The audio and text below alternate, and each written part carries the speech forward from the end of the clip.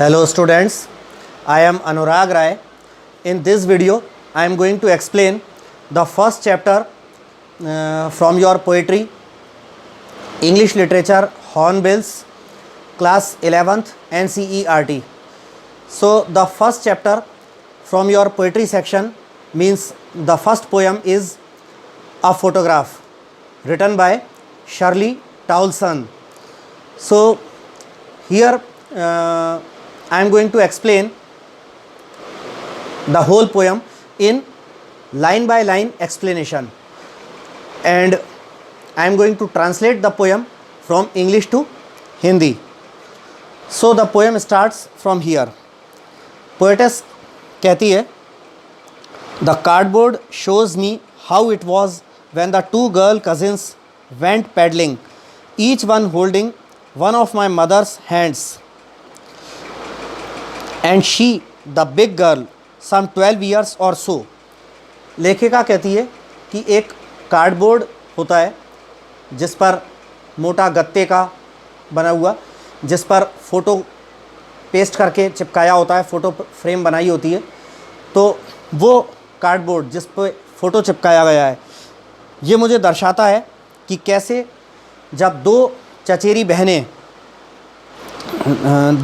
बहनें समुद्र किनारे, समुद्र के उथले पानी में जाती हैं, सैर के लिए जाती हैं, और उन दोनों में से प्रत्येक लड़की, दोनों ही लड़कियां मेरी माँ के हाथों को पकड़ी होती हैं। एक लड़की मेरी माँ के एक हाथ को पकड़ी होती है, दूसरी लड़की मेरे मदर के दूसरे हैंड को पकड़ी होती है, और उनमें से बड़ी वाली लड़की कुछ 12 साल की होती है। All three stood still to smile through their hair at the uncle with the camera, a sweet face.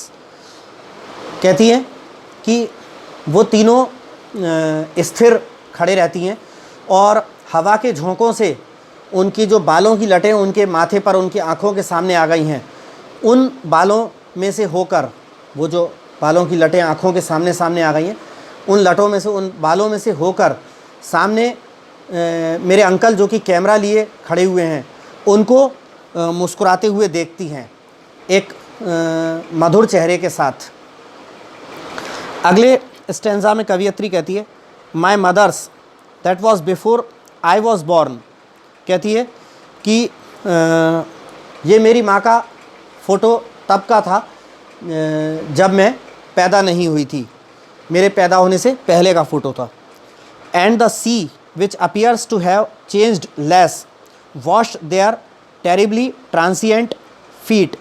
और लेखिका कहती है मेरी माँ का चेहरा मधुर था और वह समुद्र जो कि तस्वीर में दिखाई दे रहा है, जो कि बहुत कम बदला था, वो समुद्र क्या कर रहा था, मेरी माँ के अत्यधिक नाशवान पैरों को धो रहा था, क्योंकि समुद्र के उथले पानी में थे, यानी कि शैलो वाटर में थे, कम गहरे पानी में, तो पानी पैरों पर आकर पड़ रहा था, तो पैरों को धो रहा था। अगले स्टेंजा में कवियत्री कहती है, सम 20-30 years later she would laugh at the snapshot, see Betty and Dolly, she would say, and look how they dressed us for the beach.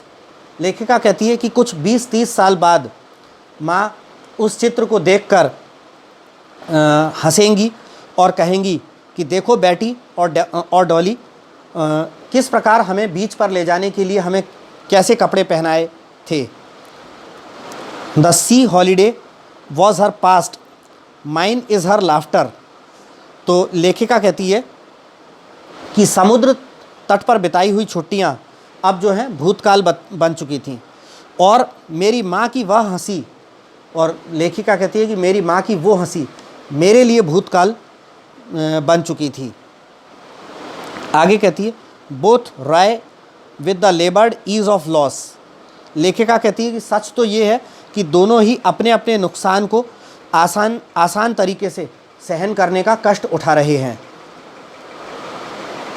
और नेक्स्ट स्टेंजा में कवियत्री कहती है, now she has been dead nearly as many years as that girl lived.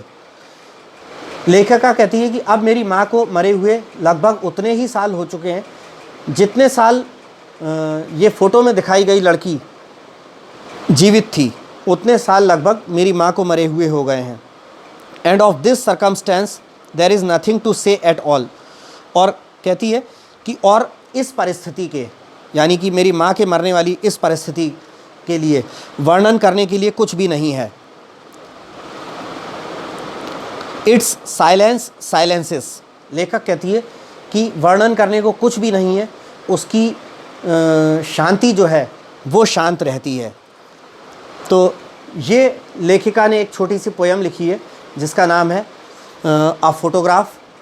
ये आपके hornbills का जो first chapter है, first chapter the portrait of a lady, उस चैप्टर के अंत में दी गई ये एक पोयम है। तो आप लोग इसको थॉरोली स्टडी करें, ठीक है स्टूडेंट्स।